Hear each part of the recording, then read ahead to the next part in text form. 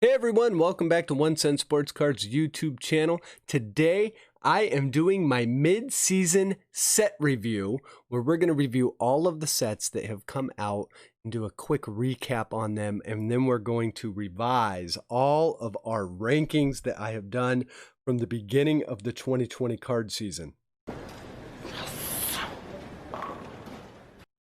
We've got 31 sets. I have already reviewed 14 of them in depth.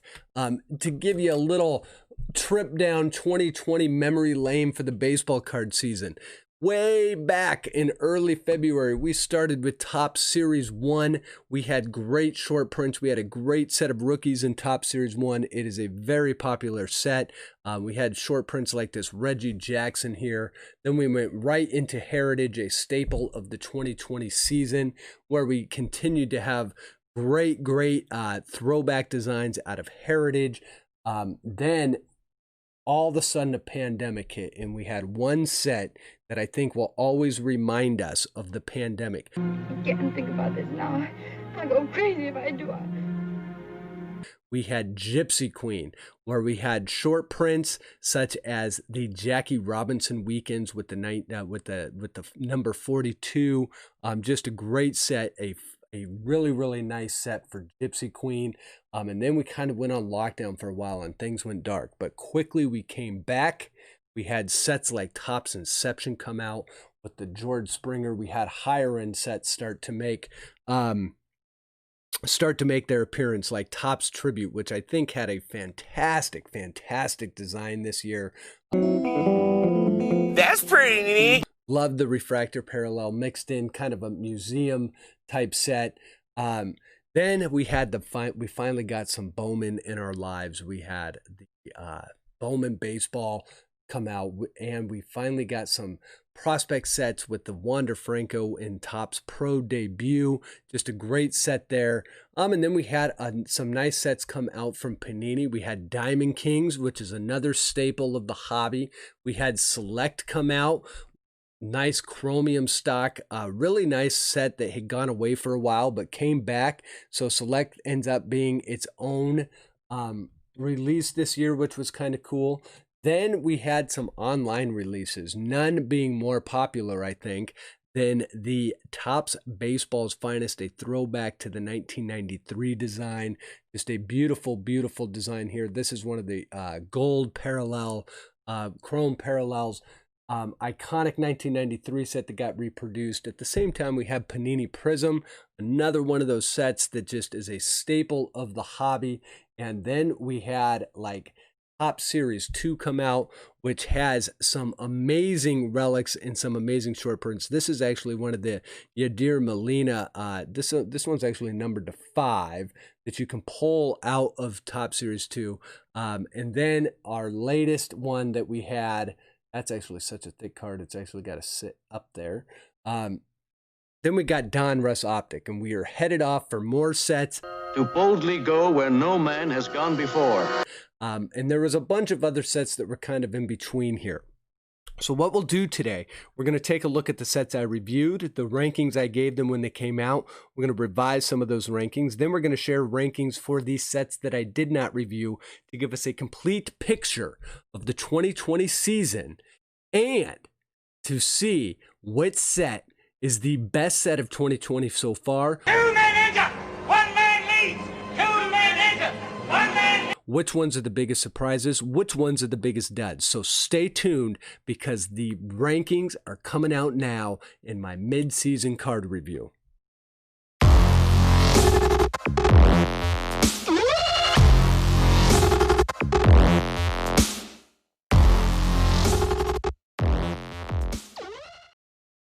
Okay, so here it is. We are back with the mid-season card review. And before we begin, let me remind everyone who may or may not be familiar with this, what the 1 Cent Sensational Set Rating criteria is and how I rate sets. First of all, It is one of your most complete rating systems that you're going to find anywhere on the internet when it comes to reviewing baseball cards and baseball card sets. It is based on 10 categories that are all rated on a 1 to 10 scale each. So you have a total points that you've got 100 total points that are possible.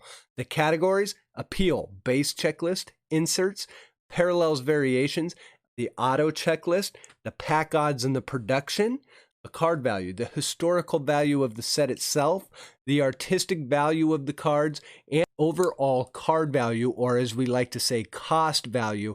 How much do these cards actually cost to get into, so on and so forth. So what we do is we add up all those points that we get in those 10 categories, and then we categorize that into 1, 2, 3, 4, or 5 stars. So as you can see here, basically, it's really tough to get a 5-star on the Cent Sensational Set rating system. I try really hard, actually. You have to be good in categories that are across the board. You've got to be popular. You've got to have great inserts. You've got to have great auto checklists. You've got to have historical value, artistic value. So it's really hard to get 5. What we do is we take all the scores, tally them up, get a final ranking score for each one of these sets, so we can determine how good the set is overall based upon these 10 categories. So like I mentioned earlier, I reviewed 14 sets so far in 2020. It felt like I did more than that, but apparently it was only 14. But do me a favor. Take that, trust the process. What were those ratings? Well, those sets, as you can see on screen, here's how the ratings, and these are the original ratings, which we are going to revise now that these sets have come out. But the original ratings on these, I had Bowman Baseball sitting well in first place with a score of 82. So we do not have a 5-star set so far this year, and it's very possible we won't get one. However, Bowman Baseball, a very high 4-star set. And then we originally had Panini Prism coming in right behind that. Panini Select, Gypsy Queen, and Finest rounding out the top 5. We had the 2 Topps flagship sets, Series 2 and Series 1, Diamond Kings Tier 1, Optic Inception Heritage, Donruss Baseball, and Topps Opening Day. Now, the one that I missed on the worst here, probably Donruss Baseball. Wrong, wrong, wrong, wrong. Wrong, wrong, wrong, wrong. Donruss Baseball, I was right about one thing. I said, look, historical value says that this thing is not going to be worth all that much.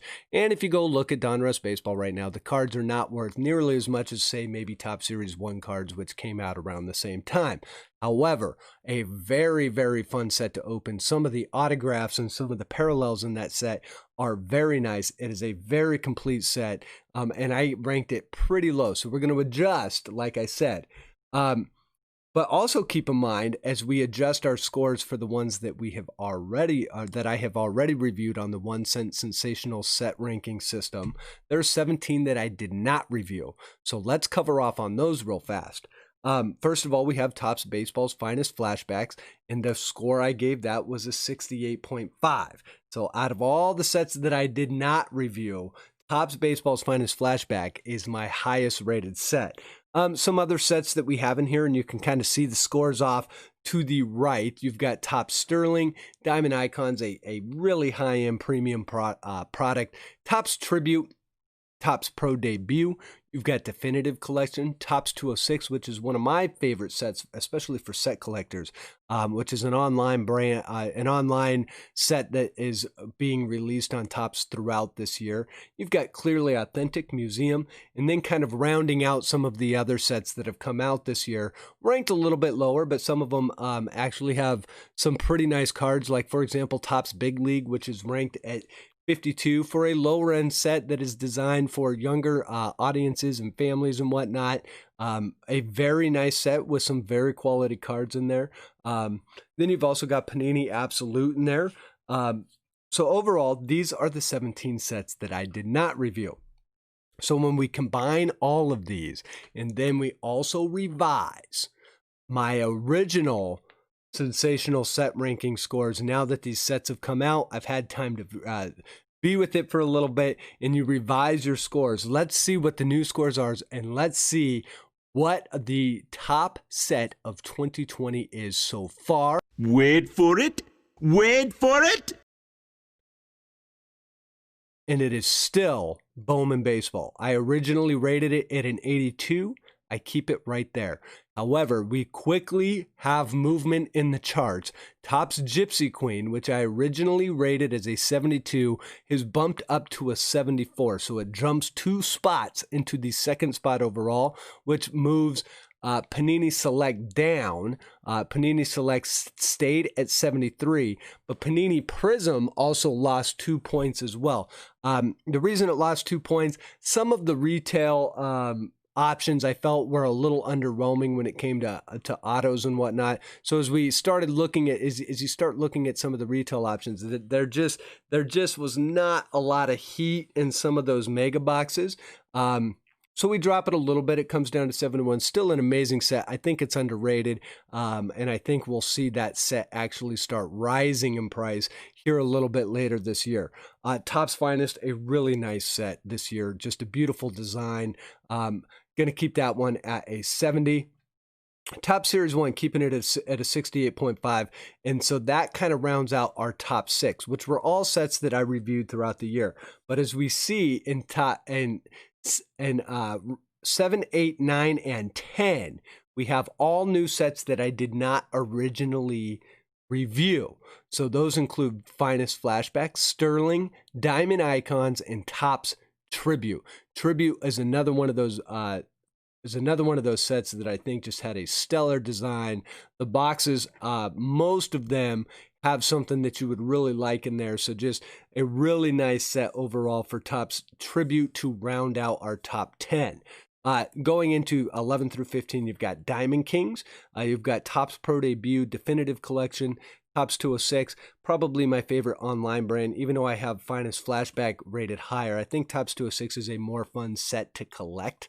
And then Topps Tier 1 rounds out our top 15. As you can see, Panini Diamond Kings and Topps Tier 1 all dropped in our standings a little bit. Then to round out the rest of the sets for this year, here's where we kind of come in at. We have a few sets that have dropped in the standings significantly. So I missed the mark on Topps Series 2. Originally rated it at a 69.5 based upon a very strong auto checklist, based upon the fact that on some of those teams, you have some big time fire you can hit. However, the majority of packs that you open up on Topps Series 2, there's just not a lot to it. You've basically got one big rookie that you're chasing. There may be more that develop over the course of the next year or two, but the Luis Robert is basically carrying that set. The odds on the autos are long because it is a large production set. So, but at the end of the day, when you see boxes of that being opened and you see hobby boxes, you see a few of the blaster boxes, there's just not a lot of meat to it. So I dropped it significantly from a 69.5 all the way down to a 61.5. Topps Inception also took just a tad of a hit, a 62.5 down to a 61. Some of the boxes ended up being kind of duds, and I saw quite a few of those being opened that way. But if you were to hit fire in Topps Inception, it was fire. Then we also dropped Topps Heritage pretty significantly. It was at a 57. I'm going to drop that down to a 52. It's a great set collector set, but if you were looking for hits and if you were looking for some of the short prints, it's hard to find them. It was not a very exciting product to just open because you hit so many different for lack of a better way to put it, common cards. And it's just kind of pack after pack. There, and maybe not enough of not enough inserts, but it's never really been a set that's been driven by hits. So, but at the end of the day, not a lot of big names in there. It was missing some names. A lot of the big name rookies were sharing cards like the Bo Bichette, Anthony Kay. So just, it missed the mark a little bit for me. And then Topps opening day did drop 15, but that is not but we did keep its score at 41.5, not because it's a bad set. It is a lower end set. Keep in mind that is Luis Robert's first Topps rookie card out of any of the sets, and that card does go for over 100. tough to pull, tough to find. However, the only reason it drops 15 spots, well, we had 17 new sets come into it. 15 of them were ranked higher. So you guys, that is my mid-season card review, and we have plenty of new sets coming out, including this week. We have one set that I'm really excited about. We've got Topps Chrome. Topps Chrome, always one of the most popular sets of the card collecting season. It's been around for 25 years. We've got other high-end sets coming out, all sorts of different stuff coming out for the second half of the season. So let me know in the comments below what you think the best sets were. If you think I'm close, if you think I'm way off base with these rankings, and just let me know what you guys are collecting. Really appreciate you guys watching the video. Be sure to throw over to first, hit that like button. And until next time, I hope you're having great luck on your personal pack pulls. I hope you are being good to your family, being good to your friends, and being good to your neighbors. And we will talk to you next time. Thanks for watching.